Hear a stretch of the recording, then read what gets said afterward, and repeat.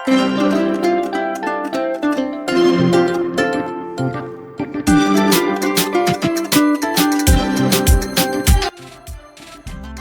ভাষায় ব্রহ্মপুত্র মানে দীক্ষার পুত্র। একটি কিংবদন্তি বলে পরশুরাম তার পাপ মুক্তির জন্য কুঠার ফেলে দেন বৃক্ষকুণ্ডে।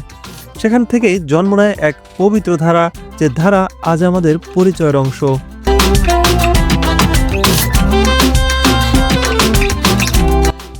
ব্রহ্মপুত্রের জন্ম কৈলাস সিংহের পাদদেশে, মানস সরোবরের হ্রদের কাছে। তিব্বতে সে পরিচিত ইয়ারলুং জাংপো নামে। পাহাড় ছেড়ে সে নামে সমতলের দিকে, তার রূপ পাল্টায়, নামও পাল্টায়।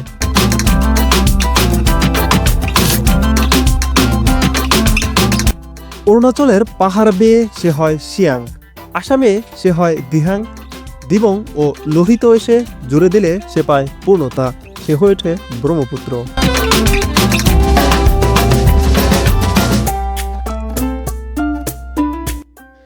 1787 সালের এক ভূমিকম্প বদলে দেয় তার গতি। ময়মনসিংহের পথ ছেড়ে নদী বাঁকে বাঁকে বয়ে চলে। যমুনা নামে এক নতুন ধারার জন্ম নেয়। আজ সে দুই রূপে, পুরাতন ব্রহ্মপুত্র আর যমুনা।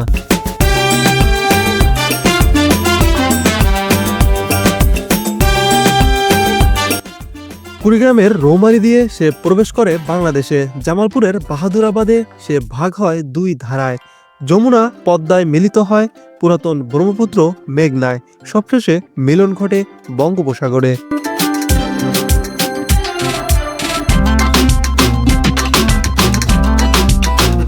নদী কেবল প্রাকৃতিক নয়, সে সমাজের ছায়া। ব্রহ্মপুত্রের পারে গড়ে উঠেছে জীবিকা, সংস্কৃতি, স্মৃতি। জীবনে তৃষ্ণা মেটায় যে নদী, সে নদী আবার গিলে ফেলে গ্রাম, ভেঙে ফেলে ঘর।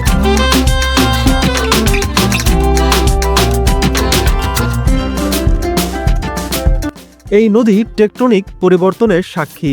এর অববাহিকার বিস্তৃতি 6.5 লক্ষ বর্গ কিলোমিটারেরও বেশি। হিমালয় থেকে শুরু করে বঙ্গোপসাগরের বদ্বীপ, প্রতিটা বাঁকে সে ইতিহাস রচনা করেছে।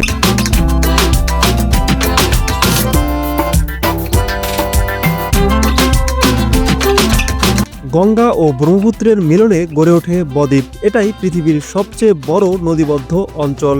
49,570 বর্গ কিলোমিটার বিস্তৃত এই জনপদ জীবনের সাথে নদীর এক চিরন্তন সন্ধির প্রতীক।